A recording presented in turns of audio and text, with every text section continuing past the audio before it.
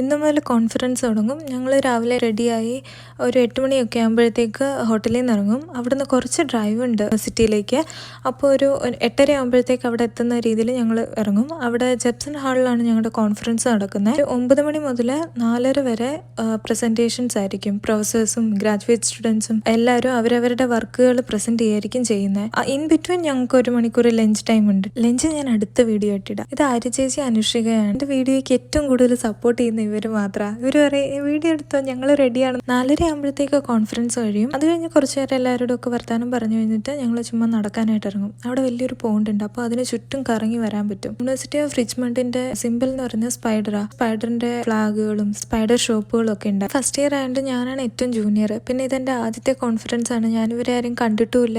പല പല യൂണിവേഴ്സിറ്റിയിൽ നിന്നുള്ള ആൾക്കാരാണ്. കുറെ ആൾക്കാരെ പരിചയപ്പെടാൻ പറ്റി. എല്ലാവരും നല്ല ആൾക്കാരായിരുന്നു. എനിക്ക് കോൺഫറൻസിൽ പ്രസന്റ് ചെയ്യുന്ന ആദ്യത്തെ ഒരു 5-6 സ്ലൈഡ് കുഴപ്പമില്ല. പിന്നെ അങ്ങോട്ടേക്കുള്ള ഒന്നും മനസ്സിലാവില്ല. കൂടെയുള്ളവർ പറയും വിഷമിക്കേണ്ട, ഫസ്റ്റ് ഇയർ അല്ലേ, ഇതെങ്ങനെയാണ്. ഈ ഒരു കോൺഫറൻസ് എനിക്ക് ശരിക്കും നല്ലൊരു എക്സ്പീരിയൻസ് ആയിരുന്നു.